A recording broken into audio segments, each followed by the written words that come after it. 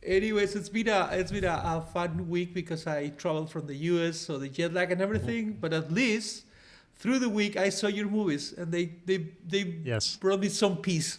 So Oh my God! Thank you so much. Oh man, that's insane to hear, but I love that. Thank you. yeah, Yes. truly, I very honestly say it. It's wonderful work. Yeah. We were thank just you. discussing prior to you getting on. We ultimately ended up watching the same movies of your Yeah. repertoire. We didn't talk about it. I was just like, I watched Selling the Spades, Port Authority, No Future, and Nickel Boys. He was like, no way. That is, guys. That's so sweet. That's a lot of me making images. God bless you. There is one awesome. movie that we both wanted to watch, which is the All Salt. Dirt Roads Taste of Salt. Uh, Yeah. Yeah. Because the trailer looks so amazing, but it's not possible to find. I don't know why I couldn't find Oh it. really?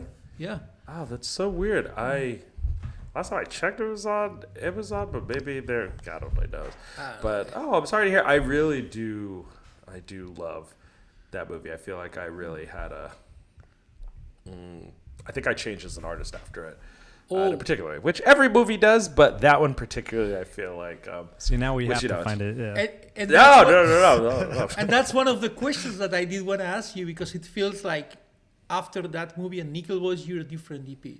But let's tape it so you can answer it live. Yes, totally. Jomo Fray, thank you so much for joining us on The Craft. Wanmi and I watched a bunch of your movies over the past week, and it's just an honor. Quite. Oh my God, the honor is all mine. Thank you so much for having me. Yes. So, I mean, we could start with the one everybody's watching right now is Nickel Boys, but kind of just to get a sense of how you got into it, maybe a little more background. Mm-hmm. Where did you start? Got into, I have like one of those kind of boring, eye-rolly stories of, telling my parents at like age 7 I wanted to be a filmmaker. It's actually right here with me that I know audio users can't see, but this is actually the moment when I told my parents I wanted to be a God. filmmaker. This No exact way. moment, yeah. Oh and my I was gosh. behind my dad's, one of my dad's like old like VHS cameras, and I was like, I want to do film. But it was one of those things where I like told my parents every week that I wanted to do something new. I want to be a scientist. I want to be an astronaut. I want to be this and that. And I remember thinking about it and saying like, oh, this is easy. If I'm a filmmaker, then I can live 1,000 lives. I can be a doctor for 3 months. I can be an astronaut for 5 months. I can be, a scientist for 8 months by just telling stories of the lives that they lead. And it was this way in my head that I was like, oh my God, I've like, hacked the system.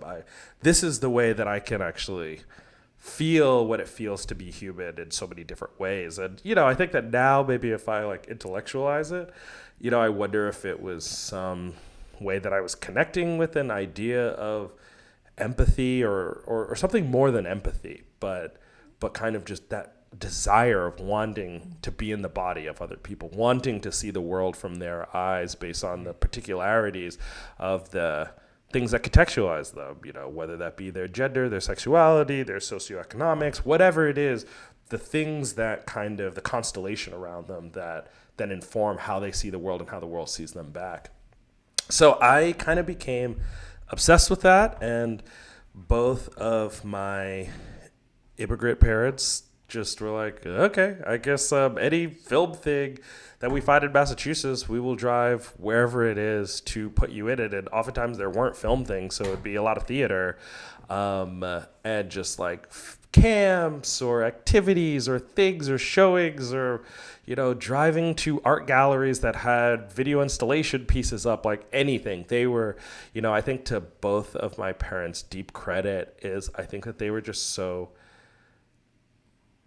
excited by the idea of passion, whatever it is. And I think that defines both of them, that both of my parents are scientists. And I think it's like they're just so naturally curious that I think for them it was just like, oh, if you're interested in this, let's get obsessive. Let's double and triple down on you just constantly following whatever obsessive feeling you're having. So I worked at a public access television station for a long time in my local town, where, you know, it was starting as an intern and then eventually rising to like being an editor. And at that time it was like, you know, I think it was right at the cusp of Steambeck's kind of moving. So then it was like a lot of like VHS and tape and different tapes and splicing things. And so I would spend, you know, basically every moment I wasn't home in the station just working until they were like, yeah, you could play with the cameras, you could do whatever. And I would just like make graphics and just do a bunch of stuff. And even while that was happening, I grew up with a set of friends who were also big film kind of enthusiasts themselves. So we were just always making short films throughout my entire childhood. And then if I like couldn't get friends together, I would use my Legos and just do stop motion animation. So yeah, I think it was kind of a pretty intense obsession for kind of most of my life, honestly, even though it like shaped and turned into different forms at different points in my life. I made documentaries for a long time when I was in college and after college, and kind of then moved more into narrative. And at that point, I also kind of doubled down into cinematography specifically, because I think that it was almost just I wanted to be a filmmaker. I wanted to make movies and tell stories. I think that was kind of the overarching thing. And it was later in my life that I think it was like, oh no, it's cinematography, it's image making specifically that I was really being drawn to. Do you think that your documentary period has shaped you as a cinematographer? Because I can see a little bit of that on the way you shoot, how beautifully naturalistic you are sometimes, and you tend also to put the camera sometimes like in an observational positions. Is that because of the documentaries, or? I think that is an amazing observation. Yeah, I do think a lot of it is from documentary. And also I think documentary teaches you, which ultimately I genuinely do think all of filmmaking actually comes down to this. Mm-hmm. But I think in documentary it's particular, is that I think so much of cinema is actually about listening to the actor, listening to the performance, listening to what the room is telling you, listening to what the lighting is telling you, listening to what the director is saying about the script, listening to the script on what it wants to be. And I think documentary really teaches you a certain patience for listening to the universe. Set a shot and allow something to come into your shot that feels real. And I think that, that kind of like patience and also maybe concentration around life is specifically of like what makes a human tick, like what's happening there. I think that I definitely have taken a lot of that into narrative, and I love your observation on where the camera is. I think a lot about the director Lucretia Martel.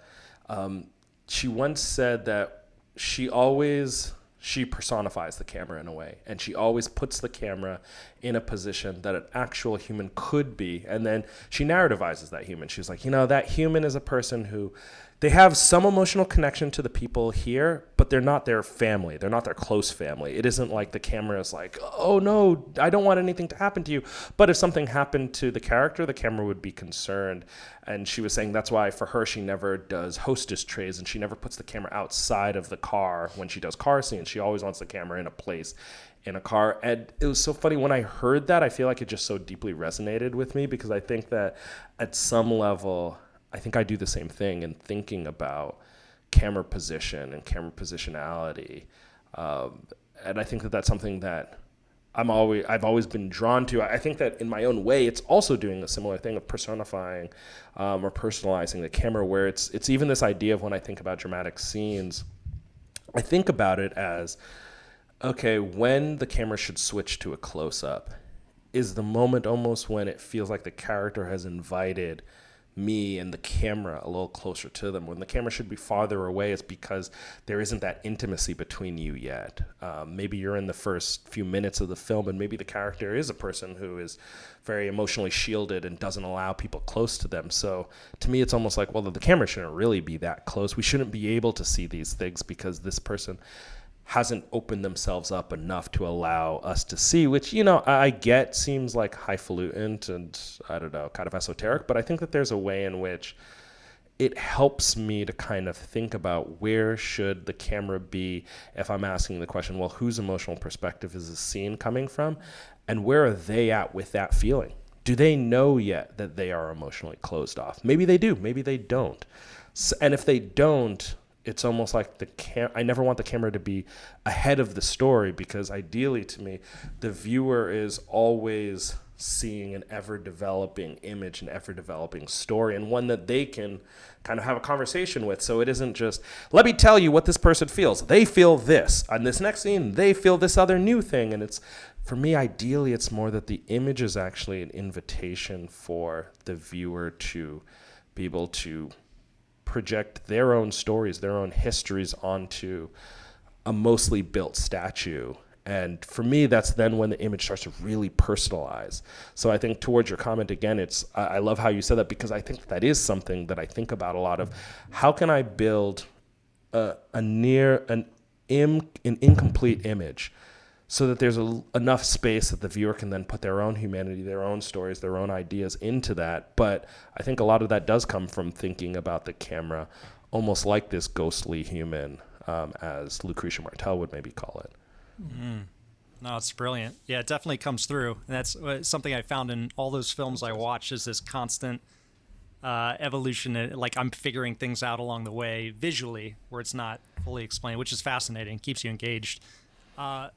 The movies I saw and the movies I watched and the body of work that I absorbed are, how do I put it? Like, all incredibly deep humanistic stories about, I don't know, some maybe underrepresented, marginalized groups. I go back to like Port Authority, and maybe that's a society and experience that not a lot of people get to live. And I find fascinating, but there are also very dark elements. And how early in your career, I guess to get to the real question, how early in your career were you able to shape the types of stories that you wanted to work on versus just kind of taking everything that comes your way? Oh, that's a good question. I think that's hard. I don't know if there was a time specifically, but it's something that I think about a lot, and particularly when talking to young artists, too, where it's like letting people know that actually no is a very important thing that you own. Like, saying no to projects is good, which is a little bit of not a hot take, but it is maybe a slightly counterintuitive. But I almost think that saying no is important, because saying no tells you who you're not. And I actually think it becomes easier to figure out who you are by figuring out who you're not. Where I think sometimes people are like, no, figure out who you are. Choose the projects that feel like you, that are building your voice. That is really important. And that's also kind of just the trajectory and journey of, I think, any interaction with any art form over time. But I think that for me, it was really helpful early on in my career to say no to things, because over time it started to teach me, oh, this is what I'm kind of interested in, because this is what I keep being drawn to. I don't think I've ever had a cognitive idea in my head on like, I want to shoot this type of movie, and now I want to do this type of movie, and or like I want to work with creatives of color. I want to do like, I think I do, and I have often, but I don't think it ever was. That wasn't really the cognition. It was more for, in my head, it's like, oh, I want to do stories that give me and my collaborators the opportunity to build new language, or to build images I haven't quite seen. And I think oftentimes one gets the opportunity to do that when they're in spaces with groups of people who haven't really been shown that often in cinema, because all of a sudden it's like, oh, well, let's create language for this particular emotion. And this particular emotion is contextualized by the history of this particular person in this world, in the context of our world. And then all of a sudden you're starting to have conversations that you wouldn't, because it's like, well, yeah, there aren't a lot of movies to reference or draw from for this. So like, let's build a language together. And I think that was maybe always like, I think I'm kind of basic in that way, and that like I've never really, that's kind of how I've made decisions on what to make, when there were things with money or things without money, and early on in my career, midway in my career, right now in my career, or wherever. Like I think I've always just been attracted to like, oh, what is what's new language? I think that I love cinema so much, and I grew up watching so many movies that it's almost my love language manifests in like, I want to try and let's build a scene in a way that we haven't quite seen it, and what does that look like? But I also do think, and which is the hard part about your question, I also do think it's like, shooting a lot's really good. Like, especially shooting a lot of different things and just building not only your own voice, but almost your experiential like pool or tank that you're pulling from. Because I do think it's the artist Kerry James Marshall in a really beautiful essay called Notes to a Young Artist, where he's essentially writing a letter to a fictionalized art student that's leaving grad school about entering into the practice of being an artist, what he would say. And in it, he basically is like, art isn't like the gods talking through you. It's not some holy thing. It's actually a very scientific process where every day as an artist you go into the lab where it's about taking one thing, putting another thing, and measuring the juxtaposition between those two things, and then taking another thing and measuring the difference of that juxtaposition, and then just building a library of juxtaposition so you know when to mobilize those things. When you want to create a certain feeling, it's like, right, I remember when I was in the lab, I put this next to this thing, and that created this feeling. So this is where we want to mobilize this in this painting. And I think something similar about cinema to me, or at least the job of a cinematographer, it's like, I think that's part of my job is to just catalog emotions and emotional imprints and evocative things that I see in my life or that I see in art. And then it's just putting things next to each other. And how does that, how does shooting on a Leica Summicron 2-perf, what happens when those two things, when you have a super telecentrically designed lens and then you're shooting 2-perf spherical, what's that juxtaposition? What does that do to me emotionally when I experience that, when I see that? And then it's like, okay, logging that thing. And okay, when I have a project that's like thinking about that idea, well then great, let's pull up all the things that maybe make you feel claustrophobic.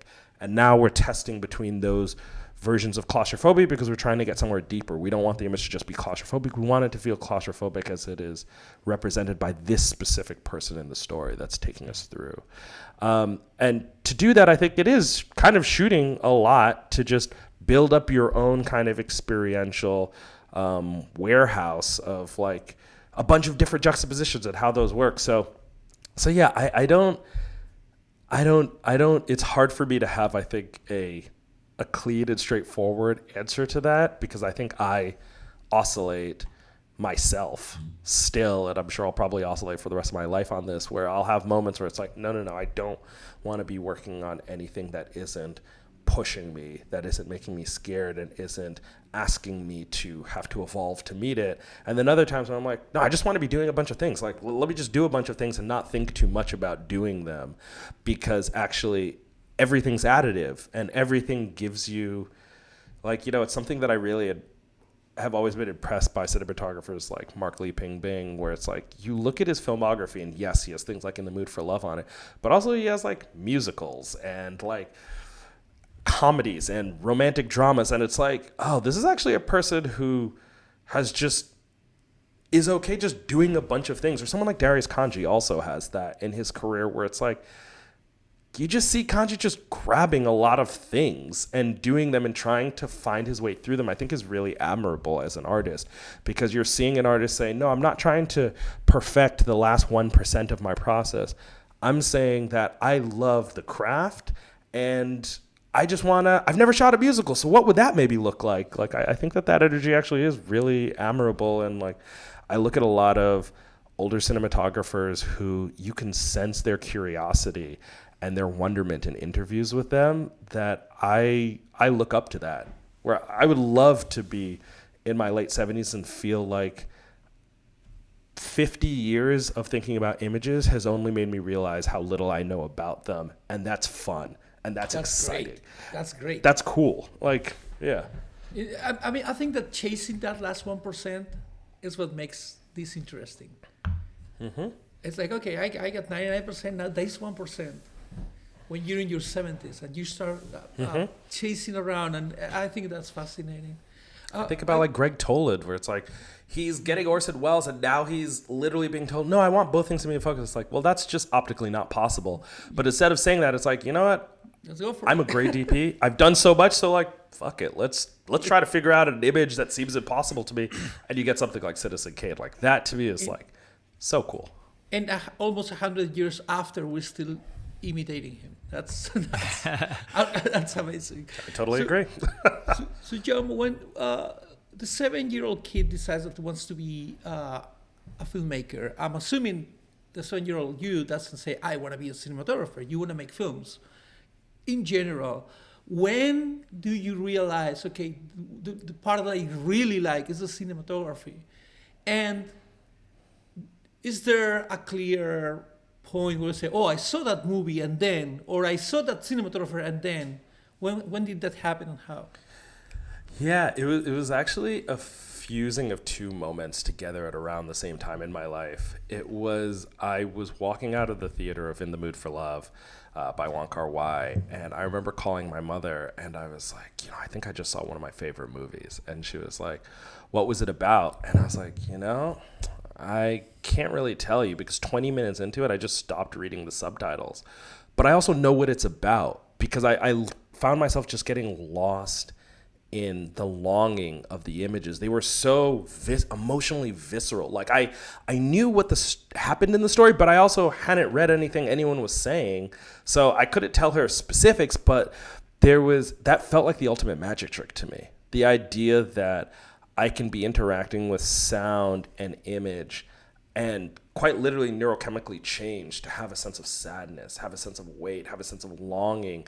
Like that was incredible to me. And I think that was kind of this moment where it's like, whoa, the image, interesting, that it's able to imbue all of this in me without it telling me what it's about. But I knew what it was about. And I think it was that, plus I had read an interview with Ellen Kuras, the cinematographer who did Eternal Sunshine. Mm-hmm. And in it, she was talking about how photography for her and cinematography was a way that she was able to kind of turn these kind of bigger ideas into something concrete that a person could really interact with and really think through. And that was a really big kind of moving moment for me, because at that point now in college, I was kind of considering going into academia. At that point, I was doing a lot of writing around freedom practices, and I got to this place where it was like, for someone to have an opinion of my opinion of Heidegger's opinion of Hegel is like insane. Like there are like 400 people on Earth who would be able to like have an opinion on that opinion. And it got to this place where when I read what Ellen said, it was this thing where I was like, oh, or maybe I can return back to image making. And then the idea for me is like, okay, how do I imbue Kant's categorical imperative into an image? Because putting in an image actually makes it into something that anyone can interact with these big or larger concepts. Like, I think about something like 2001 Space Odyssey, and I always remind myself that was a commercial hit.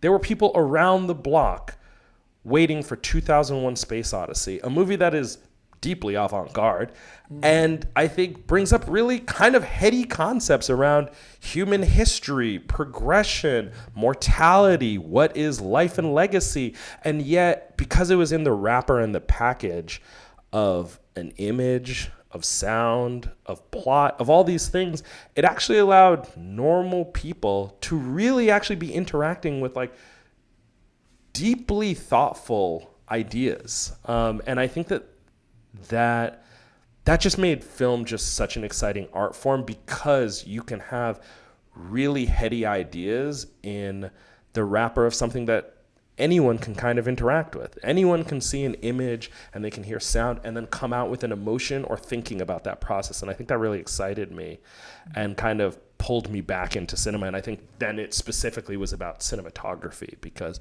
it was kind of witnessing Christopher Doyle and Mark Lee Ping Bing do what I considered a magic trick in The Mood for Love, for imbuing the depth of this feeling into my body when, I came in like totally neutral to the theater and I left like heartbroken. Like that was something that was very radical to me at the time. Nice. Where does that exploration start for you in the process of like prepping a film or gearing up to shoot a film? Is that conversations with the director, pulling out concepts that you want to explore visually? Is that you independently, as you read through, going like, hey, I think there's being something said here, like subtextually under the surface that could be brought forward? How do you approach that? For me, it's always conversations with the director, really. It's one of those things where it's like I get so much from conversations about the script for sure with the director, but also like getting dinner and talking about past relationships, talking about hardships right now with life, talking about family.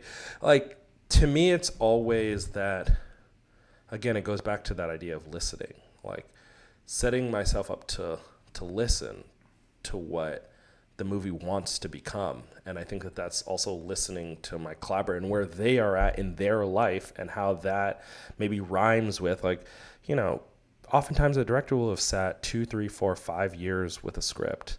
There's a reason that they stayed invested and engaged in this idea. And like, we can be talking about the idea, but there are probably also other things in their life that are resonating with this idea because they've stayed with it so long. So for me, it's about just getting to know them more and the world more, because, for me, it's like, I think about us as cinematographers as translators. I am trying to translate the mood, tone, and emotion from a director and physicalize that thing into a lens, camera design, camera movement, lighting, what have you.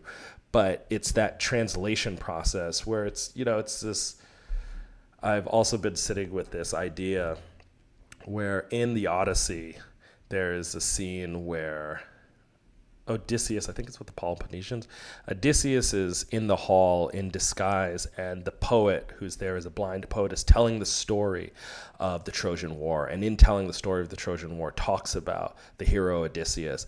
And it's only in Odysseus hearing him say the story of Odysseus, the hero, does Odysseus recognize himself as a hero and starts to cry. And, there's something interesting in that myth to me, because it almost posits we only understand ourselves when ourselves are narrativized back, and it's, you can live your life, but weirdly hearing the story of your life allows you to understand, wow, I've really overcome a lot of that. I think that is so fascinating. So it's really, to me, what I most want in the image is to like be able to be ideally a mirror for anyone, that they can maybe see themselves in it or see the truth of their own story or to see themselves as Odysseus. So towards that, it's like having those conversations with the director just really early, and also just going through the script almost beat by beat, line by line. The shot listing process is usually a very drawn out one for me with my collaborators, because it's quite literally going through the script piece by piece and kind of just talking through, like, okay, whose emotional perspective is this part coming from? What do they feel about what's happening? And what should we as the audience feel about their feeling? And it's quite literally just assigning an emotion to that and then trying to find an image that translates that emotion and just going through the script. And that's kind of how we build kind of visual rules or visual language of the piece together. Is it's usually not me coming to the script saying, okay, here's an idea. When character A is with character B, they're disconnected, so we only see them in wides. And when they're alone, we only see them in close-up. When we start the movie cold and it gets warmer over the course of the movie, that's all fine, and great movies have been made like that. It's just the way that I think I usually work with my collaborators are usually kind of more trying to, from the ground up, kind of build the image from the soil of the emotion of the story and the emotional perspective of who the story is being told by and for. So yeah, it's that's kind of in the process of shot listing. And again, it's like in that shot list, we'll talk about the edit, we'll talk about the sound design, we'll talk about what mics we're using, because it's about how do we create an experience that evokes or translates a certain set of emotions. And that's kind of what I prioritize. And it's in the course of those conversations that it almost feels like we're doing a draft of making the film, because the director is talking to me now about what he wants from the actors or what she wants from the actors, what performance needs to come out of it. And to me, that I love that, because I want a director to talk to me like an actor. You know, I think the things I'm more inspired by are more Uta Hagen and Stanislavski than like, you know, Ansel Adams or someone in photography. It's like, I love acting theory. Like, it's super profoundly fascinating of how does a human take these emotions, use themselves as a vessel to kind of evoke feelings. Like, to me, it's a lot of my process comes into how to, again, go back to that Lucretia Martel idea. How do we imbue the camera not only with emotion, but with emotional sensitivity? How do we imbue the camera with a sensitivity to know when they shouldn't be close because a person feels too vulnerable, or when they should lean in because a character wants to feel held? You know, again, these are all by ways of trying to get around making an image feel voyeuristic, like, oh, look, the actor's crying. Let's look at him or her cry, and kind of have that distance. Ideally, I would want the camera to feel like something that's more intrinsically tied to the emotion of the character. So again, that just comes with conversation with the director and kind of just like trying to tease out all of the unsaid things, and then just getting into it of like them saying, oh, well, you know, I'm thinking about it like this, and then be saying like, oh, have you thought about like, you know, there's this like Buddhist practice like that could kind of be speaking to this, or there's this war photographer who wrote this essay who said this. Maybe there's a way in which that psychology kind of links to this character's psychology, even though they're not a war photographer. Like, to me, that's what I think of our job as cinematographers. Again, translating, and also just trying to sharpen the juxtapositions the director comes to the table with. Like, oh, that's an awesome idea. Would that idea be interesting if it collided with this other idea? Maybe, maybe not. Or like, oh, you're not feeling that idea. Maybe have you checked out, does this song speak to this scene? And like, which again is, to me, you're getting into when you and the director are in the process of analysis and trying to figure out the script. I think that's when interesting things happen, because then it's just like you're working the dough together. And yeah, that's usually how I feel like it gets to on the films. I don't think I ever come in with like ideas of how we should do things. It's more maybe starting conversations that lead down paths that then just get us questioning and poking and prodding at the work. Love it. And then you come up with, because of that base, this has to be where the camera is. I mean, it's great. Yeah. And again, the great thing with that is like when you're having all these conversations, to me, it's like, especially coming up in indie cinema, and everyone knows it as a filmmaker, when it's like, oh, great, we were supposed to have this location for 10 hours, but apparently something fell through and we need to get out of here in 2 hours.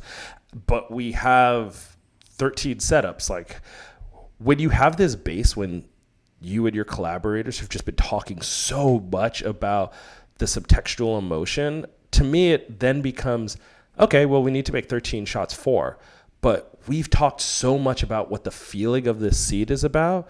So actually, let's shoot the ultra wide. Let's shoot an insert of her hands on the table, and let's shoot the exit, because actually that's the scene. The scene is that they're breaking up and she was never emotionally connected into this relationship. So we actually don't need two over the shoulders. We don't need a close-up. Maybe it tells a story in the ultra-wide because the image itself is telling you how not present in this conversation she might be. But again, I think that only comes quickly once you've just had all this time to just talk about what are the emotional underpinnings, because cinema is the art of pivoting. You know, every day we are humbled by our great plans and great intentions blowing up in our face. And to me, that's the fun part when you've had these kind of emotional conversations, because then it becomes, okay, cool. The universe is putting a vice grip on us, so now we have to get diamond sharp with exactly what this scene is about today here on set. That's fun. When you've had those conversations, it becomes kind of a thing of like, okay, we meant to write a short story and now it has to be a haiku, but we know what the haiku is meant to be about. So great. Now it becomes fun. How quickly can we evoke this emotion in the mind of the audience? Nice. We were talking before we start taping this, but it feels for me like Older Road's Taste of Soul, Clodak, and Nickel Boys. Those three movies, you went from great to supreme. It feels like that they're so perfect visually. Do you feel like that too? And if you do feel like that, why? What happened? That is incredibly sweet. I am a person who is so powerfully self-critical of their own work that it is impossible for me to ever like anything that I do. So, No I'll start shit. there and saying that, it's that weird thing with filmmaking where it's just like, but I always laughingly say to my directors, it's like on the last day of production, I turn and I'm like, all right, now I'm really ready to shoot the movie. It's like, it's almost in making the movie. Do I learn what movie it is that by the end that I'm like, all right, I'm finally prepared to get this done. In that I think that filmmaking is so hard for that for me because it's like, you do learn the lessons of the story and making the story. And it's only at that point do I feel comfortable. I'm like, okay, now I do good work. Which, it takes a few years. And after a few years, I'll look at something again and be like, oh, actually, I kind of like this. But I have a pretty harsh, let's say 5-year period of just never liking anything 5 years after it's made. But with that said, towards your question of feeling like something changed in there, I do feel like All Dirt Road's Taste of Salt, I think I did change there as an artist from before that project and after that project, which I think in large part is because of the director Raven Jackson, where Raven was someone who early on in the process, we had known each other at film school and we had worked together, really wonderful collaborator, really loved her. And right before this movie, she was like, okay, I want us to leap. I want every single image and every single thing you do on this, I want you to go dangerous. I want you to go past your point of comfort on everything. And she was like, and if anything, we were shooting on 35 millimeter film, and she was like, if anything comes back dark or if anything's messed up, I'll talk to the production company. I'll talk to the producers and say that I forced you to do this. But in exchange for that, I need you to swim so deep in the deep end that you would be afraid of coming back to shore. And I was like, okay. And truly every single morning of every single day, she would look at me and she would say, okay, are you ready to leap today? Because we're jumping off the cliff. And that kind of trust from a collaborator, and honestly, my deep discomfort and fear in shooting that movie, like there were scenes where I'd be shooting and my light meter, it just says no exposure. I'm not going to tell you a number. There's just nothing here. And then looking at it and being like, I know that there's an image here. I know that maybe mathematically there isn't, but there's a contrast of texture here that the film will pick something up here. And I remember shooting a particular scene in that movie was a scene of a young girl. The character's name is Mac, watching her parents dancing at night. And I think in that scene, it's kind of about a young child witnessing the love between her parents, even before she's maybe cognitively realized all those things, but this witnessing there. And so for that scene, that was a scene where my meter was like, nothing's happening here, bud. And I just was like, I know there is. I feel it, and like I've shot enough film and done things that there's something here, and I think it's something really interesting. And the characters also had incredibly, incredibly dark skin. So when your spot meter is telling you that, and the actors themselves have incredibly obsidian dark skin, there is a deep fear there. But in shooting that scenes, I remember when I got the rushes back, and it was this feeling where it was like, I was seeing colors in the image that I had quite literally, not hyperbolizing what I say, I've been chasing some of those colors and patinas for a decade.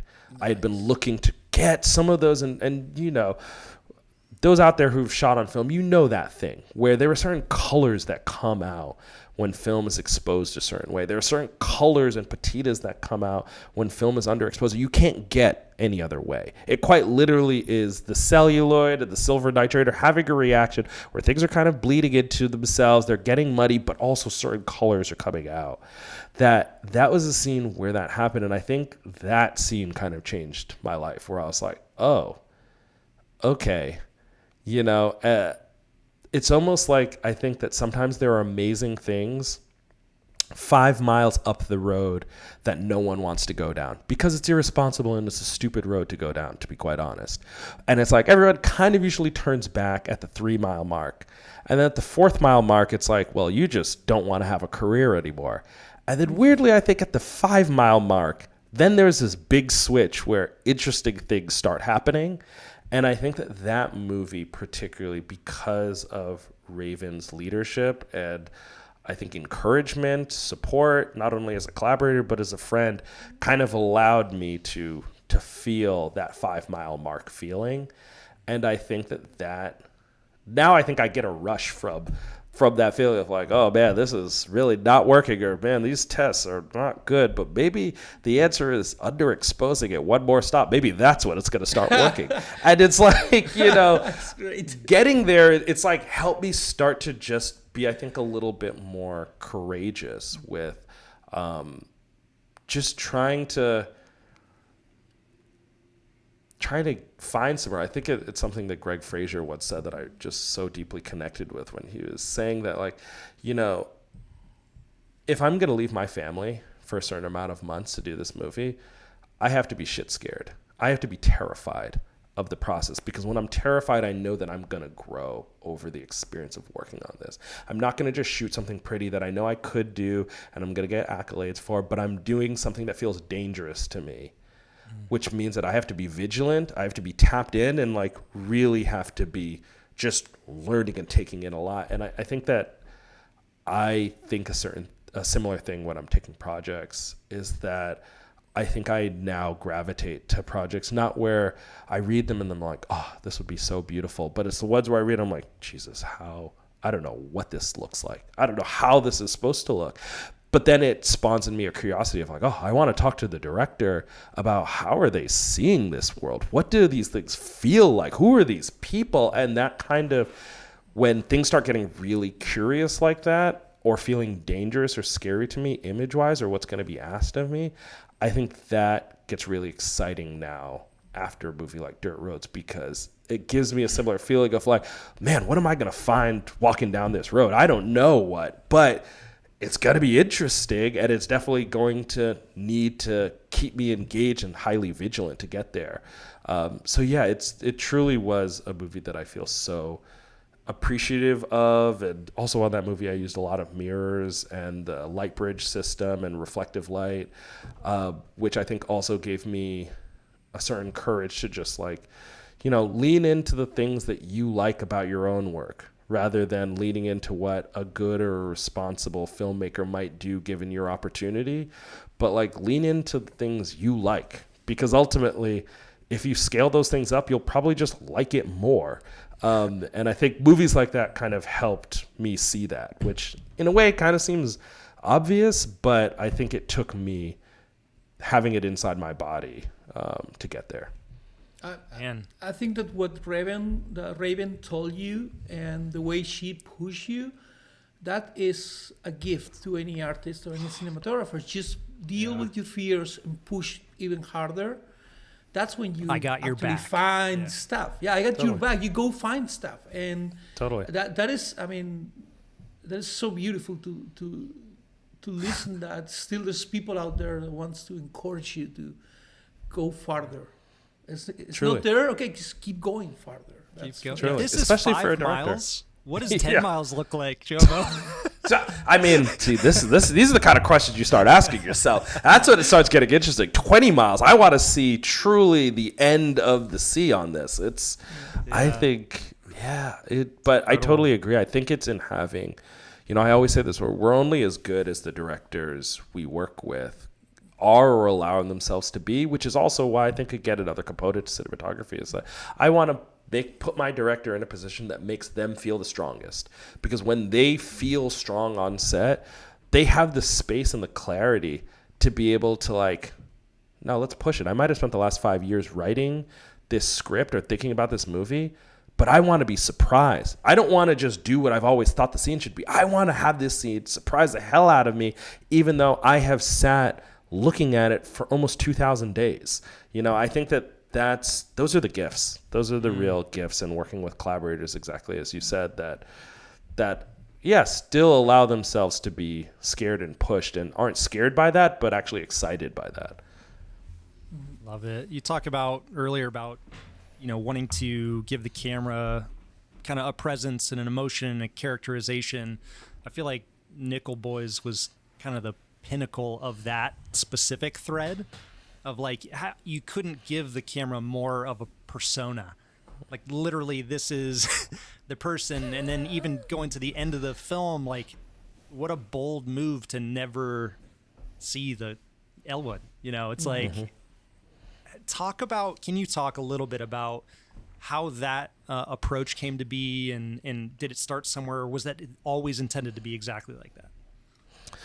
Yeah, it's such a funny thing in talking about a movie like Nickel Boys, because like, there's almost the what Nickel Boys is, and then the creation of Nickel Boys is like a very different thing that I think would sometimes surprise people on, where it's like, for example, all the archival footage that's in Nickel Boys in the movie, like all of that was pre-planned by Rommel down to the second. Like in the script itself, they would have links that you could click the link and it would play the few seconds of archival he was planning to use in the movie. And it's like, most of that stayed exactly what it is in the movie. Like, I think that the images have a sense of foundness to them, but a lot of that was premeditated by Rommel. So by the time I was reading the script, I knew what images we would be cutting into or cutting out of from the archival coming into the scene. So you can kind of think about like, well, what would cut well, what cuts soft, what cuts hard.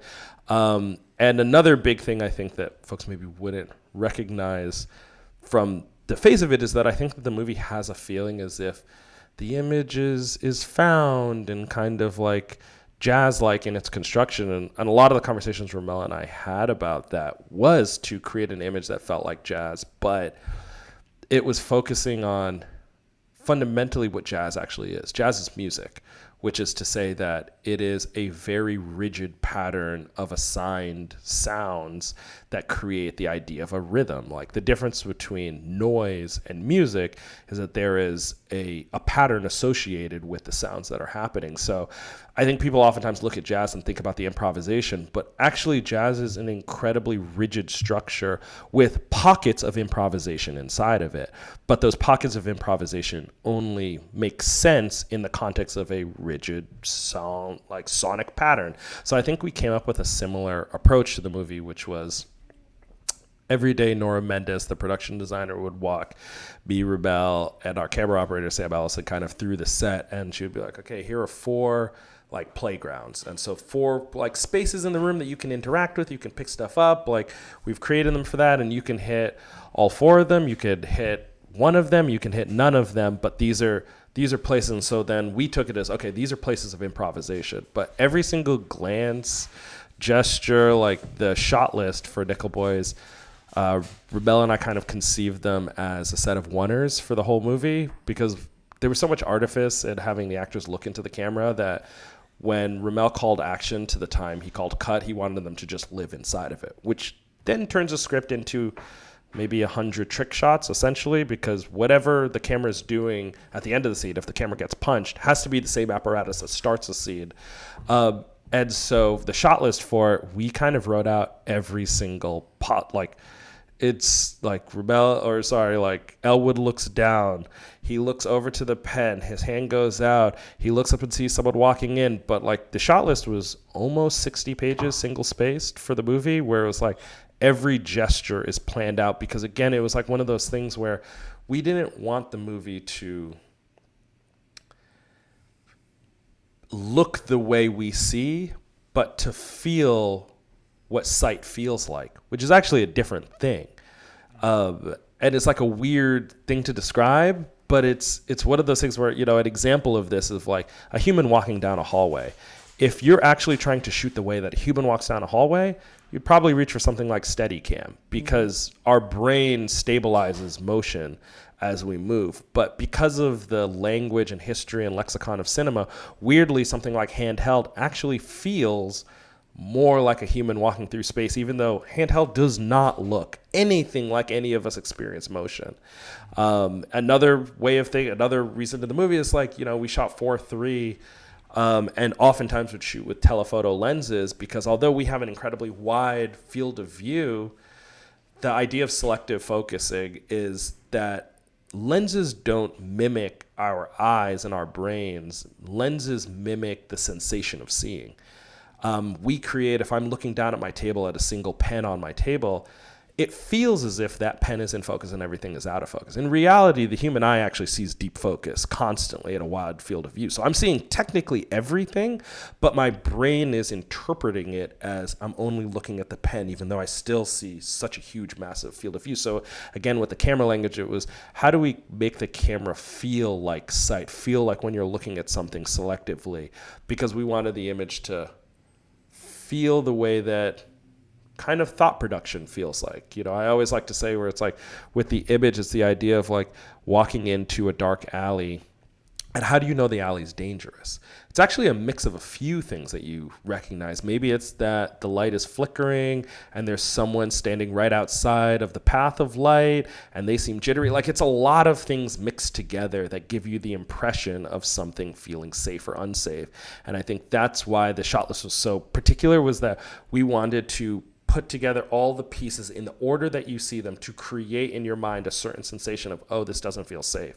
It isn't any one of the things, and it isn't a random order of the things. It's usually the things in a certain order add up to create a sensation of unsafety for us.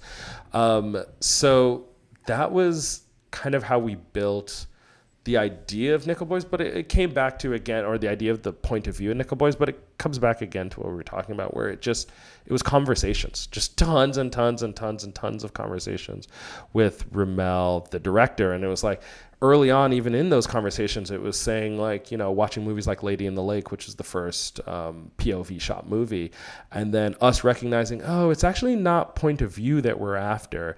And we actually started using the term point of view. Internally, we started saying like, oh, we want to build a sentient image.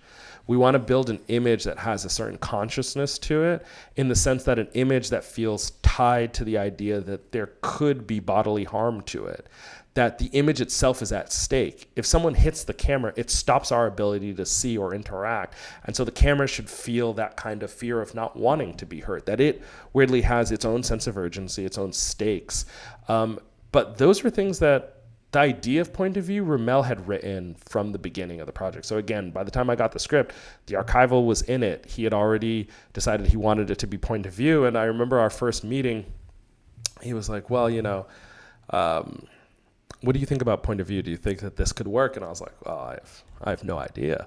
I don't know if it could work. And he was like, well, how would you make it work? And I was like, well, I would probably just start with having a lot of conversations. And he was like, yeah, okay, cool. That totally makes sense. And then we got off the call. They hired me a few days later, and that started what feels like an unending conversation with Ramel. During prep, the two of us just would not shut up. We would just constantly be the back of the prep car, like da da da, well, da da da da, like just going into like the theory of sight, the idea, the subtext around how we see, what an image is, and again trying to do these things where, okay, if we want to take seriously this idea of point of view, or what we would then later call sentient perspective, it's like, well, what is that? What does that mean? And also, how do we still utilize all the tools that film has taught us that we both love? Like, how do we create an establishing shot when the image is only from the perspective of the character? Like, what is that? And so that's like the things that were, I think, the most fun for both of us on the project, because it was kind of having these conversations for hours together of like, okay, well, what are the subatomic particles that make up an establishing shot, you know? And if giving the example, let's say, of an establishing shot, it's like, okay, well, an establishing shot, what is it at its basis? I would argue an establishing shot is an image that tells you the relationship between your protagonist and a space that they find themselves in, usually having to do with their comfort or discomfort with that space, setting up the scene essentially of what are the points of drama and what is the conflict based on the space to person. So in a world where I can't shoot that shot, it then becomes, okay, well, in a POV, how could we recreate that sensation of feeling and understanding who our character is, what they have at stake, and how does that interplay with the environment they now find themselves in? So then it becomes, okay, maybe a quote unquote establishing shot in this camera language is we walk into a store, we notice that the countertop is marble, we notice that there are chrome all around the walls, that at some level this is somewhere that has some amount of high socioeconomic value. And when we go to the cash register, we look at the people who are working and we look down at our sleeve and you see that our sleeve is frayed. So the character that we are probably isn't of the same socioeconomic class and status. And then when we look back at the people, their discomfort with us in the space kind of tells us, okay, this is a person who doesn't come here often. This is a person who is maybe outside of the class of the people that are here. And that probably presumes a set of relationships or perhaps points of conflict that the store goers, the store owners, and you as a store visitor would probably be having. So again, that's almost like, okay, well, that in theory sets the scene for understanding what are the relationships very quickly.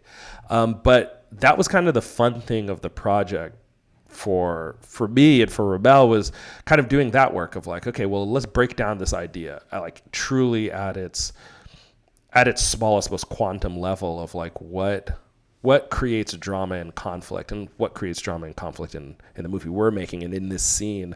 So yeah, it kind of felt like almost going back to film school in a way, in like a weird way, because it's like, this isn't what film school was, but it kind of felt exciting in that similar way where it's like, okay, let's try and talk about images in a way that we've never talked about them, but as people who have spent most of our lives obsessing about them. So like, almost like, let's see them from the left at this angle we don't normally see them from, and like what comes out. And from there is also just a lot of testing and camera tests.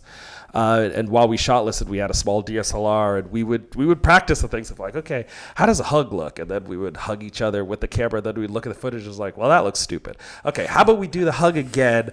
But instead of focusing on your shoulder, you focus to the distance. Then we try to like, okay, but let's do that, but it's coming in high and then you come low. So it almost feels like the head is meeting the nape of the next person's neck, and let's focus out, because it's not that you're hugging someone and staring at their shoulder. It's that you're hugging them and taking in that feeling of connection, and then you pull apart. So again, it was like, there was a way in which it was maybe some aspect of it was highfalutin, and then the other aspect of it was just like actually just like practical of like, all right, let's put a camera between us and like, let's create an image that feels like the sensation of a hug, even though again, like we were talking about, like cameras don't actually look or experience the world the way that we do as humans.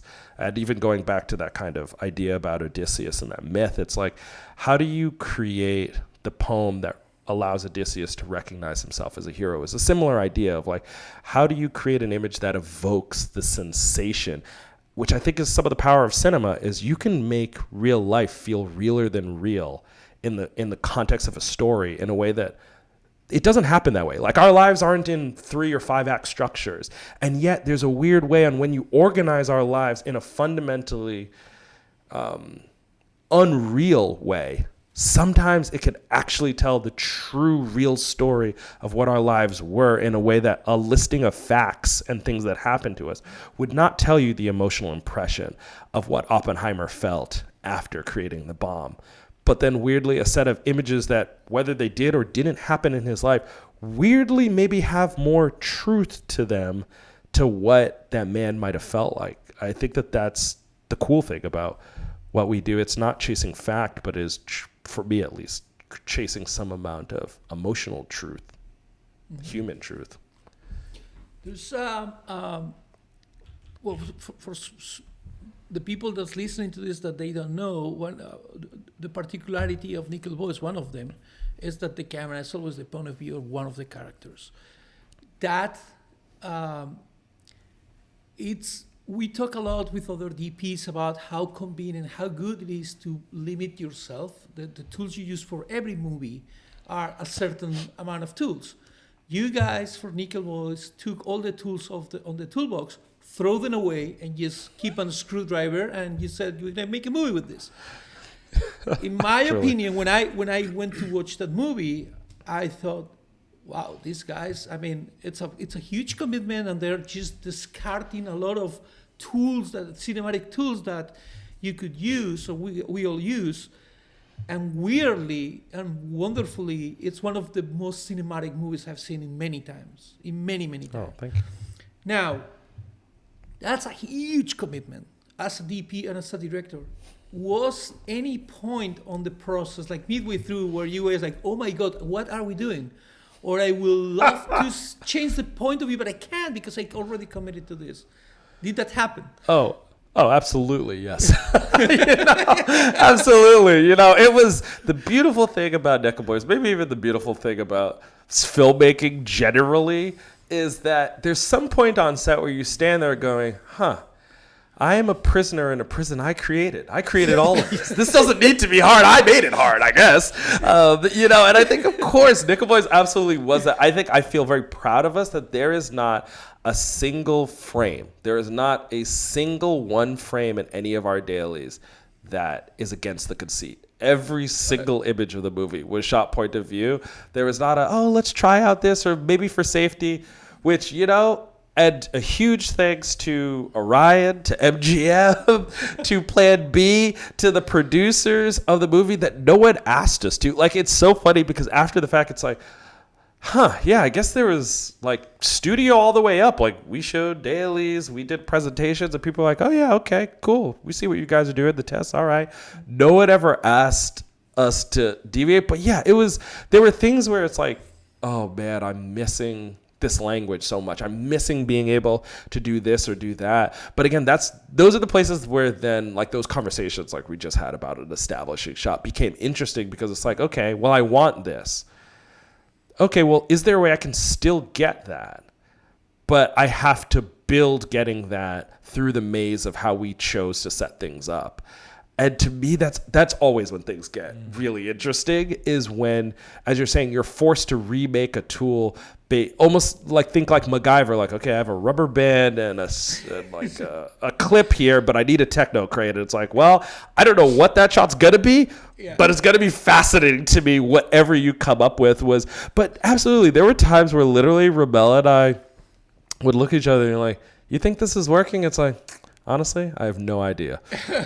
This could absolutely, but again, I think that I have always been really, really lucky and incredibly fortunate with my collaborators. And I think, as I was saying it about Raven Jackson, honestly, Ramel was such an incredible leader and an amazing director and collaborator, because throughout the entire project, there was no, oh yeah, I see it so clearly, it's going to work, don't worry about it. Quite literally, he would be like, yeah, maybe this won't work, but you know what? Let's experiment, let's try, and let's like do our best to figuring that out. And it's like, so there was no delusion or illusion on set about it. It was really just, which I think also speaks to Ramel as a visual artist, is that for Ramel, it's like the experimentation and the journey is as worthwhile as whatever you come back with. So to him, it's like, yeah, let's like, again, he's the type of person who's like, 5 miles down the road, let's go 20 miles down the road. And then whatever we come back with, hey, who knows what that'll be, but it would have been an interesting trip.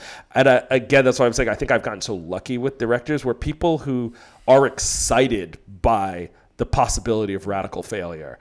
And I think it's usually when your collaborators get excited by that they end up asking you impossible things, but also things that are like, again, it's thinking about the Greg Toland. I can imagine Greg Toland must have been so excited when a 25-year-old Orson Welles tells him, this is what I want to do on Citizen Kane. And it's like, no director asked me to do that, because every director is smart enough to know what you just said is crazy.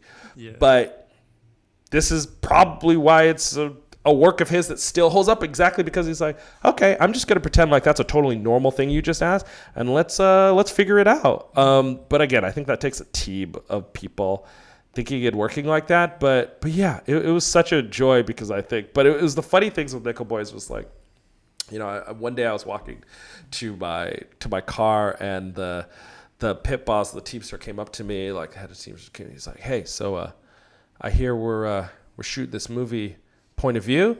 And I was like, yeah. And he's like, how the hell does that work? And I was like, well, I got a minute. And so I took my laptop out and I showed him the camera test. I was like, so yeah, this is what we're thinking. This is kind of the theory of the edit. This is how we're thinking of merging these type of shots and da-da-da. And he looked at me, he's like, okay, all right. He's like, you mind if I come up to set tomorrow? And I was like, yeah, man, absolutely. You want to come? Absolutely come to set. And he's like, all right, okay. And I was like, you can have my chair at Video Village. Like, come hang out. And the next day, like when everything was parked, I see I see the head of teachers come up there and sit down and just sit and watch the monitor for the next few hours. And, I think that, our teachers, our drivers, they do amazing, incredibly hard work. But I have not seen someone hang out at Video Village each day because he's like, I've just never seen anything like this. I've been working this for 45 years. Like, what the fuck is this? And it's like, but that kind of energy on set was felt. Like, actors would come to set when they weren't called or if they had the day off because they wanted to hang out or they just wanted to like be on set to see other scenes. Like when we would have background extras, like the young boys who were at Nickel Academy, when they would be wrapped from big scenes, oftentimes they would ask like, hey, could we just stand by Video Village and just watch the movie at the monitors? And I was like, yeah, okay. Because it was like awesome. The rigging key grip would have been, would be working for 9-10 hours. We would get to set and he would stay off the clock for like 2 hours just watching monitor at Video Village because he's like, yeah, I just rigged all this, but I've never rigged for a point of view movie. Like, how the hell is this going to look? And it's like, consistently every day, Moses would just like hang out and check out the images after he was wrapped. And it's like, that was the kind of, and I think we got just incredibly lucky from the producers all the way down, choosing people who were excited by trying to figure something out they've never been asked to do. That became like a lot of the energy of the movie. And, the movie itself is pretty disturbing, but it's funny because my memories of making the movie are so fun. Like, it felt like summer camp. Like, everyone was like trying to figure something out, and me and the production designer and the makeup artist, and like, we're trying to, well, how could we get this across with this idea? Maybe let's do this and let's test it. Like, it really felt just so, which again, just goes back to, I think, Ramel setting the tone across all the departments. It was fun and exciting precisely because we were like, don't know if this is going to work, but like, I don't know, let's do our best to figuring out a way to just make this feel evocative. Yeah. That's so funny. Well, I mean, that's a huge props by everybody. Wanmi and I frequently describe filmmaking. I'm going to butcher this metaphor here, Wanmi, but we're in prep. You've got a bucket, and you and the director and the production designer, everybody's like dumping glasses of water into the bucket, right? And at the end, there's another bucket down there. And the whole process of making the movie, you're picking up a handful of water and scurrying across and dumping into the other. Sometimes there's gunfire going off. How Absolutely, much of always. that initial idea can you get to the end? This movie feels like you literally just grabbed that bucket and walked it to the finish line and set it down. It doesn't feel like a drop was wasted. It feels so intentional. So like, oh my God, thank you. That is the highest compliment. Absolutely. Do you think that Ramel, having been a DP before, or having has something to do with coming with this bold idea of how we shoot in the movie?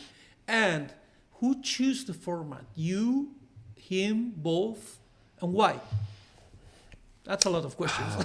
No, these are all great questions. It's like one of those things where I think Ramel is truly such a brilliant image maker. Genuinely, I think he's not only a phenomenal cinematographer, but his photography, like, I've used his photography as references in movies before he and I met. Like, I was a huge fan of his photography before we worked together, which also made this deeply nerve-wracking of like, okay, I'm going to compose and move the camera, even though, like, I am really inspired by your work. I hope you don't think I'm terrible at what I do. But, like, it was my feeling after I saw his first movie, Hale County, this evening, like, I remember when I saw it at Sundance, like, the movie ended and then it was almost like time disappeared, and then I looked around and there was no one else in the theater and people were coming in to clean it, and I was like, oh my God. I was just in a fugue state at the end of that movie because I was like, how did you make these images? Like, how did you do this?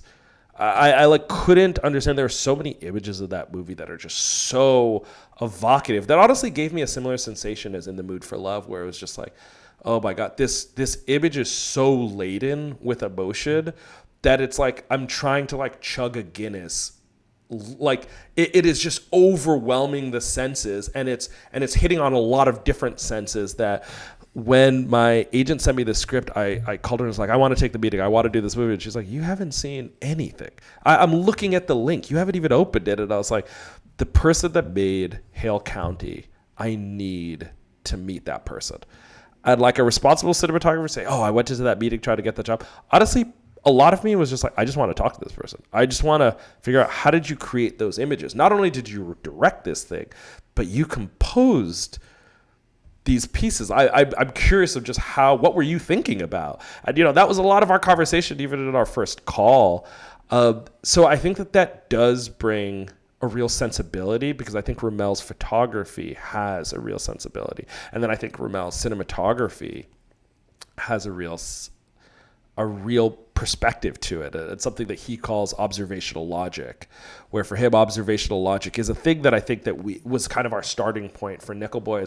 And his kind of introduction, just like, I want to take this idea of observational logic that I worked on in Hale County, and I just want to scale it. I just want to make it bigger and more pronounced in Nickel Boys. So again, it then became these conversations of like, okay, how do we understand what observational logic means at, again, an almost quantum level, so that then once we understand the molecules of it, we can place these things together in different formations and still get some of these ideas across. But in terms of the format, it was a conversation, I think, between both of us for a while. And again, it honestly came through testing, where I think one big thing was that we, again, knew we always wanted archival to be throughout the movie. And we didn't want it to feel as if the archival is bouncing you out and then pulling you back in. Ideally, it's almost the sensation of memory, of like a waterfall of memory, where the movie is meant to be too many images to really kind of comprehend, almost as if it is Elwood's consciousness that you're just like getting it mainlined into you. So for Ramel, he didn't want this big kind of like artifice jump. It isn't that it's a fiction movie wrapped into a documentary. It's like he wanted to, again, express the feeling of sight and the feeling of memory. So one part about that was like, okay, well, we want a singular aspect ratio across all of these things, because we don't want it to have this huge bump for the audience. And a lot of the archival that we were using was 4:3. So already that was like, okay, well, 4:3 is in the conversation. And I think the thing that kind of pushed it over the edge, and there are also a lot of reasons kind of why we chose this, but I'd say the two main ones are this idea of archival, and the secondarily was this idea of how do you create an image that feels like sight. And I think for us, again, it was that idea of how does the brain understand and create meaning. And although we see an incredibly wide field of view, we wanted the image to be this very, very, like something in the vein of something like Son of Saul, where the blinders are so on, because for us, it's like, okay, if you're a black person during the Jim Crow South, your eyes aren't looking everywhere. You can't look everywhere. You can't see everything. Like I think about lives like Emmett Till, where quite literally his gaze meeting the wrong person at the wrong day cost him his life. So, then it becomes a question that we would always ask ourselves, okay, if you're walking down the street in a segregated South, and you're two black bodies and you have a white couple walking towards you and you get off the sidewalk and get back on the side, where do your eyes go?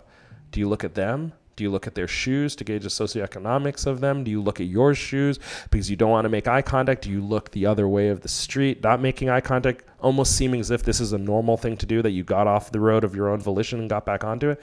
Like, what do? I don't know the answer to that. I can surmise or have my own ideas, but the aspect ratio and the 4:3 of it kind of helped that sensation to us, where the camera is forcing you to see and not see certain things constantly. And again, to even the conversation of like taking traditional film language, having such a restricted image also helped us to generate things like tension and conflict in the image, because you were seeing things that felt like they came on top of you too quickly.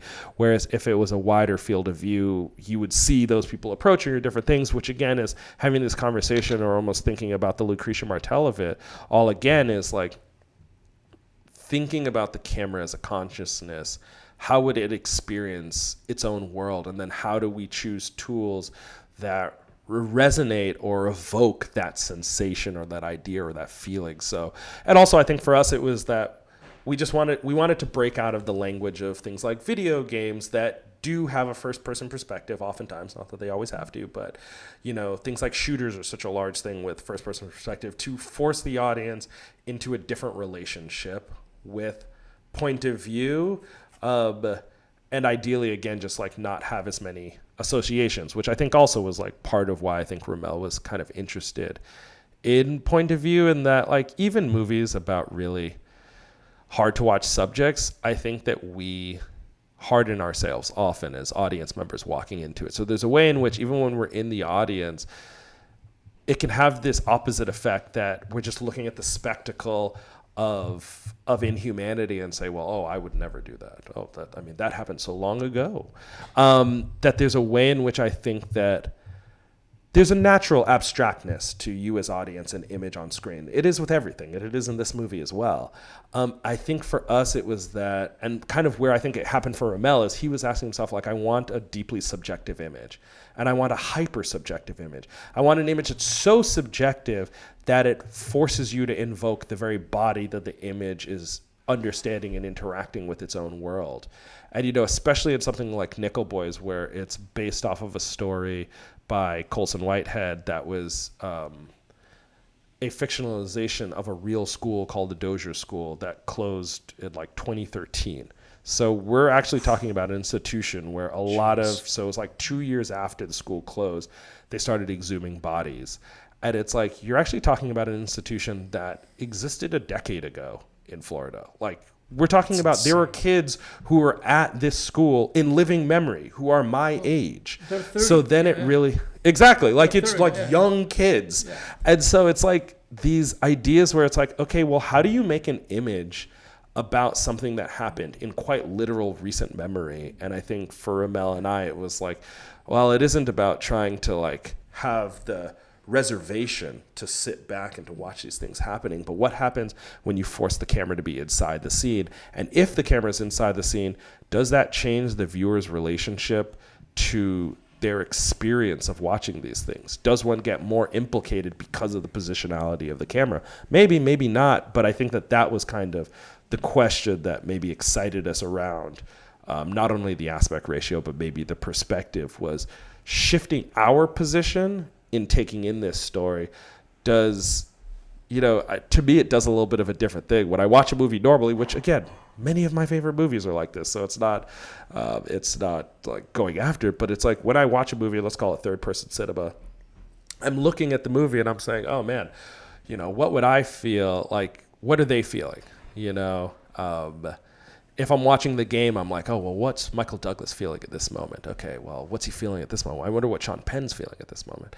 And I think what I was really interested by and honestly surprised by, if I'm being totally honest, in the camera tests was that when I was in the theater watching them, I started finding myself not asking questions like, well, what does Elwood feel about this? Because I can't see Elwood's eyes. I don't know what Elwood is emotionally feeling about something, because I think we read a lot of feeling from kind of imperceptible social cues. But since I'm without that information, because the image is taking place from Elwood's eyes, all of a sudden I have to start asking myself, well, what would I, Jomo, feel if this thing was happening to me right now? Which is, of course, a conversation we all do in our heads eventually. Maybe when in the car with our partners after the movie, it's like, oh, I didn't buy this scene, or like, this one really hit me because could you imagine if, our child passed away, how we'd X, Y, and Z? But I think the hope was in making it a point of view movie, it's almost like you're forced to ask yourself that question earlier while you're still inside the movie of, what would I feel if this was happening to me? Because I can't see how Elwood would feel. And then how is Elwood acting? How would I act? And what would that do to me as an adult? Witnessing some of these things as a kid, I think, are maybe the things that kind of surprised me that I found myself asking when I was looking at some of the camera tests. And I think ultimately kind of why we continued on in the direction of not only point of view, but kind of that more restrained aspect ratio of 4:3. The book is written in first person. Mm-hmm. Did that had any influence on the decision of keeping that point of view or not? That's a good question. Honestly, I would say one would have to ask Rommel. It was a funny thing where Rommel describes it as the first time he read the book, it was really powerful, and he just was like, what if this story was first person? What if this story was POV? And he told Jocelyn Barnes, his co-writer and producer, and he likes to say, it's like, God bless Jocelyn for never shooting down even a bad idea. When she hears it, she's like, all right, let's explore it. Let's think about that she never pushed back. And so he was like, all right, cool. Let's just keep writing this thing first person. And I think he kind of fell in love with that idea. So I wonder if it was for him, the first person of the book. I know for him, and like even when we talked about it, it was trying to think about it not like a strict adaptation as much as almost a supplemental art piece. Like I personally, to me, like I love, again, something like 2001 Space Odyssey as it relates to Arthur C. Clarke's book versus Kubrick's film. Like both are very different. And I would even argue at the end what the monolith is, that is totally different in both pieces. And I think I've always resonated with that as an adaptation strategy, because it's like, I'm not trying to give you the same experience you read in the book. You have the book, and the book's great. We love the book. I love the book because I worked on the movie of the book.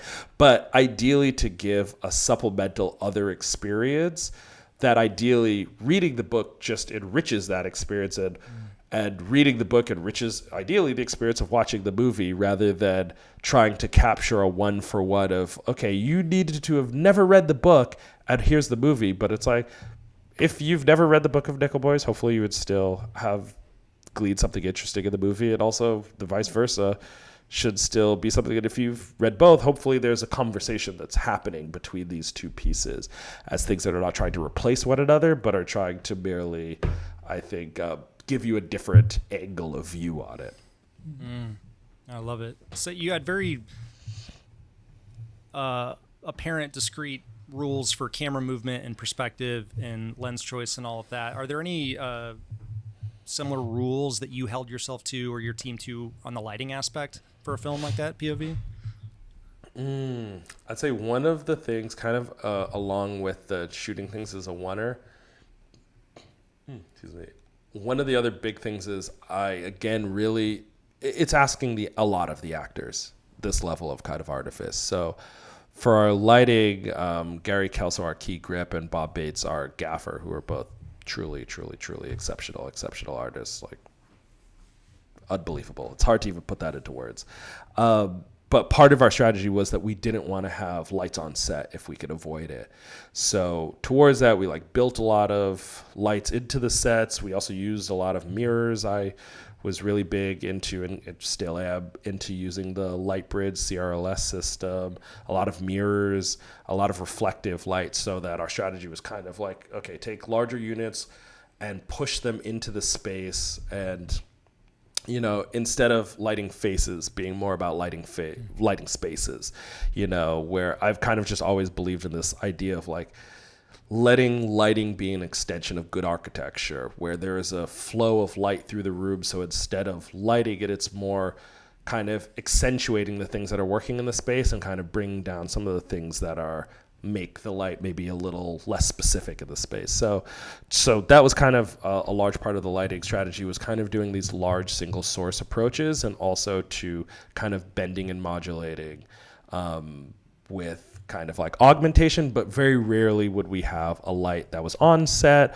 or a stand that was on set. A lot of it was trying to kind of build it into the environment. So again, the actors, at best that they could disappear into the scene and the feeling of it. So they weren't moving through any C-stands on set or a jungle on set, but that the set felt as if it was unlit when there were numerous units and condors surrounding the building, with usually mirrors kind of redirecting the beam in different ways into the space.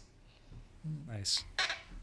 How extensive are you testing lenses before every movie, or actually, do you test a lot of lenses before a movie to find the right one, or you are a guy that you're loyal to one particular lens?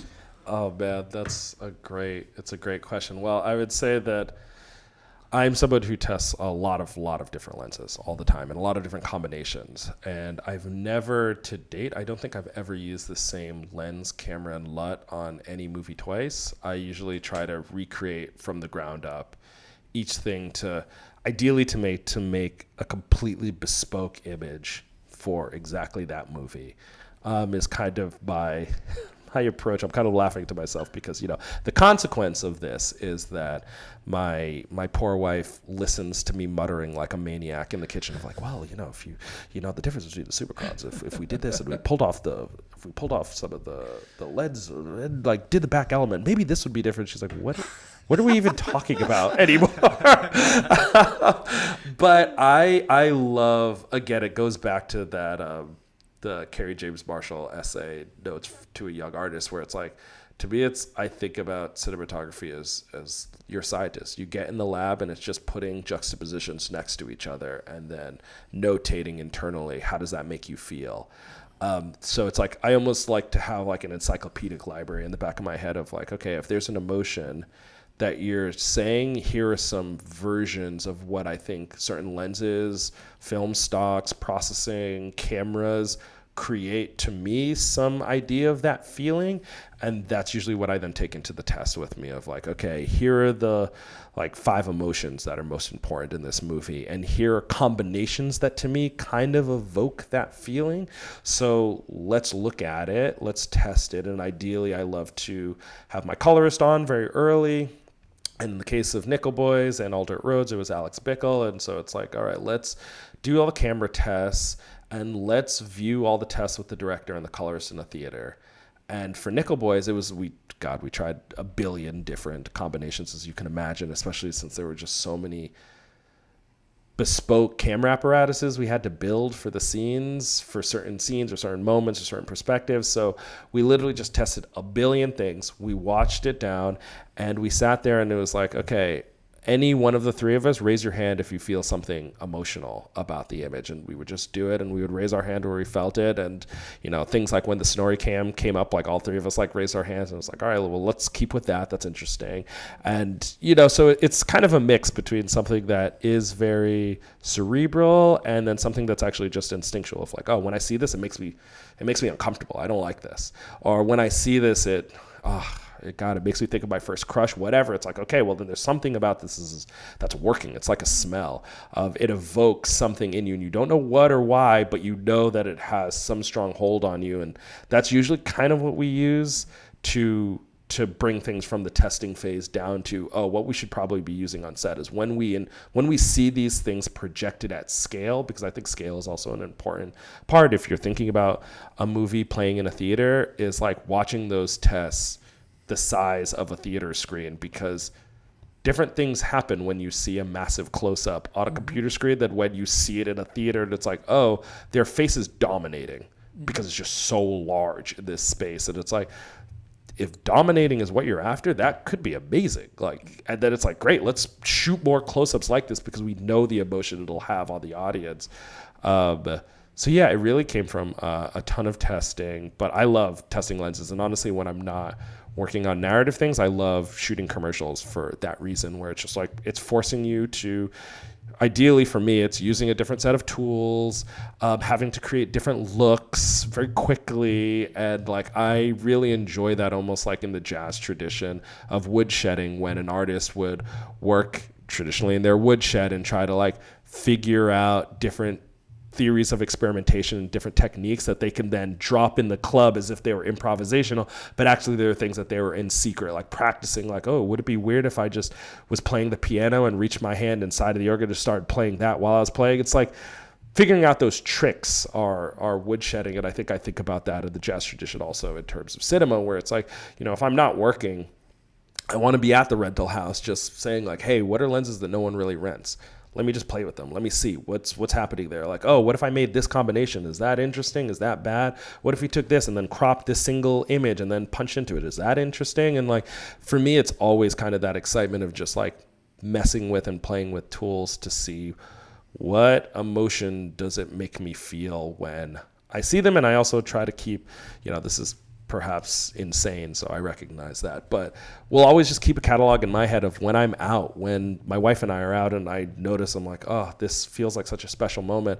I'll look around of like, what about this feels so special? I know there's an emotional thing with my wife, and I know that maybe there's something we were talking about, but like, what does the light look like here? What is the impression of this space? Is it dark? Is it really brightly lit? Is that part of why this emotion feels good? And I just put it away in the back of my head of just, again, but it goes back to this idea of cinema as listening, as observation. I think it's also observing our own lives of when do we feel happy? When do we feel upset? When are we depressed? And what does depression look like? Like when, because all of us have a different definition of what that is, but I just try to keep an eye on, oh, I'm feeling really down today, of like, what does the day look like? For someone like me, it's not actually when it's cold. I really love the winter and I like being a homebody. Sometimes it's on really bright, sunny days and it's like, what is it about this day makes me feel like I have FOMO or whatever because it's so bright and because other people are doing something, but I'm not. And it's like, so I store that away and I say, okay, that's interesting. There's something about the really bright streaming in light that someone would maybe attribute to something feeling really happy actually makes me feel kind of uncomfortable. That's interesting. And when I have a scene that's asking for that type of discomfort that you can't put your finger on, maybe I say, oh, maybe let's haze the space and do really broad sunlight strokes, even though on paper that would seem weird. Maybe it resonates. Mm-hmm. What was the final combination? Oh, sorry, Alex. Oh, no, go ahead. What was the final combination for... that's a great question. It was a set of Panavision VAs, which at that time were a set of prototype lenses that Dan Sasaki was working on, which, I give incredible kudos to Steve Kroll, who is the Panavision rep in New Orleans. And so I was doing a test at Panavision. I had a set of lenses that I was looking at. Steve, yeah. Great guy. Love Steve's amazing, so helpful, so kind. And it was at the end of my test and he came out and he's like, hey, I have these like prototype lenses that Dan's been working on. Maybe you should take a look based on some of the things you were talking about. And in my head, I was just like, oh, but I'm testing a lot of lenses all the time when I'm shooting on things, when I'm not shooting on things. And I'm like, I think I have the idea of those toolbox I'm thinking about already for this movie. And he was like, well, I have one here. So just, I'll just lay it down here. Let me know what you think. And he walked out, and then near the end of the test, I was like, all right, let's throw on Steve's lens. Let's put it up. Let's see what it looks like. And I think it was a 50 mil, and I put it on, and I was like, I think I might have texted Ramel. This is insane. I think I texted Ramel. I was like, I think I just saw God in this lens. And since he's a photographer and a big image guy, he was like, what are you talking about? What does it look like? And I sent him a picture, and he was like, that's the image. That's the look. And it was literally from that point that it was like all of my plans. But, it goes back to what you're saying about, taking drops of water and moving them to a bucket. I was so clear on that. And then the universe humbled me in a moment and said, oh, all your plans? We don't care about that. That's stupid. You should do this other thing that you haven't prepared about at all. And I got on the phone with Dan and I'm like, Dan, what am I looking at with these lenses? And it was one of the first sets of lenses that he's been able to design from the ground up because of things like the pandemic. Was like he had time to like sit down and like let me think about reordering a lens, not as a modification, but truly as a full redesign of something different than anything else we have here. And that's kind of where the VAs were born. But, it was like over the course of our project, like they were still like, the metal wasn't anodized. Like truly we were getting prototypes of certain lenses of like, oh, we've worked on a 32. You guys want a 32? Tell me if there's anything wrong with it. Bye. And like, hey, we need a really, really long lens. I need like an 800 mil. It's like, all right, we'll like modify this to kind of be like that. Hope it works. But it was like very much, which is also, I think, lent itself well to Nickel Boys. And the quality I loved about the VAs were that they had this, and the thing I think I recognized really quickly at that test that I hadn't quite seen before was how they render volume, which, some people could say it's like, oh, like a three-dimensional look, like things like Cook, like there are lenses that have that, and that's kind of not it. It's the sense of the size and scale of space when I say volume, and that felt really unique. And then it felt really specific to Nickel Boys because even in the first few images of the movie, like you're in our protagonist Elwood's body as a young child, and it was doing the tests for some of the child years of Elwood that an interesting thing kind of started bubbling up where it's like when you're young, it's not that you're short. When you're young, it's actually you're small in relation to the world around you. So actually when your grandmother has a sheet above you. That sheet should feel so big that it can envelop the world because your relative size to their relative size is so massively different. So almost, and I think that's why it has a certain wonderment effect to it when you have the perspective of children. And I think that that's the thing the VAs did really well, is that I felt the sense of scale and distance in how large my grandmother was to how small I was as a person. And it's such a weird thing, point of view, because it's one of those things that every single viewer and every single person on set, down to the PA, you've lived your whole life in point of view. So if something is quite literally a fraction of a centimeter off, it's uncanny. It looks weird and it doesn't work. And everyone realizes, you instantly on set, everyone's like, like that. It needs to be different because it looks wrong. And I think that the child perspectives were things where it took us a lot of working on because it was like, this keeps looking wrong. But when the VAs were in, it was like, oh no, I'm sensing myself not just short, but I am small as it relates to the world. And that was something that felt new in just the tests I was doing of a perspective I hadn't. It's like, it's an adjective that I didn't describe to the image until I saw them on the VAs. And that's what I think for both Ramel and I was like, oh, these lenses are really special. Something's happening here that we haven't seen. And again, it's like, I'm a lens nerd, but so is he as a still photographer. So like when we're both looking at these things, he's like, do you think Dan could make like a large format version for my still photographer? I was like, hey, you can talk to Dan about that. But it's like, we both are like, whoa, we haven't seen something quite like this. But it was a real treat, with our first AC, Callie Riley. God bless her. We shot on the Sony Venice, and I was the cruelest of DPs, and oftentimes going wide open to again have this sensation of what order do we see things and create meaning. So Callie oftentimes had to shoot these lenses wide open, full frame, and bless her, I don't think we ever went for a take because anything was soft. And again, we're doing takes where there are improvisational aspects to them, but she did not drop a single frame. That's awesome. I was, we pose a question to pretty much everyone we have on the show, and this might be very difficult for you based on your experience. Uh-oh. We say, if you were forced, gagged, bound, bag over your head, Jomo, you get one lens to shoot the rest of the projects for the rest of your life on. Great. No other options. What would it be? Great. This is a question where it's like, hey, what's your favorite movie? I'm going to probably give you a different answer based on the different time of the week, what's the last thing I ate, what the hour is. But, the lens that I will say popped into my head immediately maybe is a pretty weird one, but the 28 mil master anamorphic, I love that lens. There's something about it that I think it's that feel, that thing we were even talking about with human perspective, where it's like, it's both an incredibly wide field of view, but its design makes it feel kind of natural, even though it's so ultra wide. But it's a lens that I feel like I can shoot a close-up that I think is really beautiful and evocative, and also an ultra-wide that I think is really beautiful and evocative. I think I could shoot on that lens. And I think about something like Fallen Angels by Wong Kar-wai that Christopher Doyle shot, where almost that entire movie is shot 5.6 millimeter, like something crazy, like crazy bowing and bending. And it's like, what I love about that is like, and yet there were romantic scenes in that movie and powerful scenes. Like it's, I think I would love shooting my entire life on like a lens, especially a lens that is so ultra wide as that would be a fun challenge to still make things feel romantic and connected and intimate, even though you're on something that wide. Oh, I love that lens.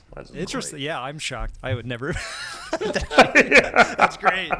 Yeah, I feel like people always think I'm so telephoto centric, which, hey, I get it. I feel like I've used them on a few movies, but 55K 35 is yeah.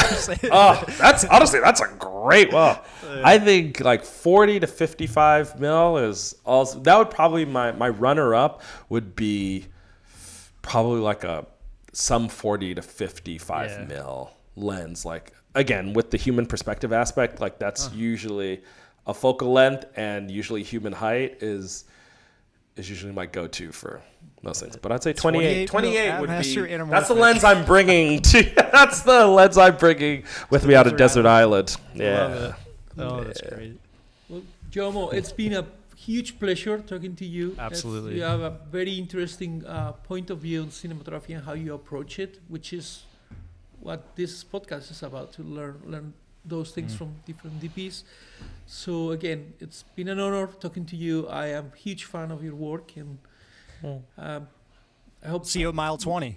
exactly. Yeah. We're all lucky if we survive mile 8, because I feel like mile 8.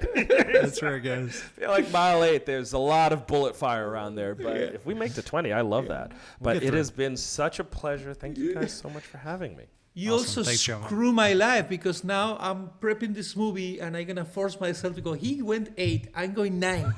So, Go 9. Go. This is what I want to see it. This is the thing. I want to see people go. if I'm fired, I'm gonna blame you. That was Joe. No, not please, me. please. No. That'll make me happy. I want, truly, I always laughingly say this to my first AC. It's like, every job on a feature I do, I try to spend every day trying to get myself fired from cinema forever. Like, truly shoot every day like it's the last movie I will ever shoot. They're going to take these things away from me because we're crazy. And I love to see it in other people. And this is the stuff that genuinely, like, when I see even movies like recently, like One Battle After Another, I see a movie like that and I just get so excited to get back on set where I'm like, oh, they just upped the ante. Now I want to up it even more. Let's go crazy. Like, you guys bet the house on it. I'm going to bet my house, my wife's house, and my brother's house on this next one. You know, I think that's the stuff that I love about this industry. Okay. Keep pushing it.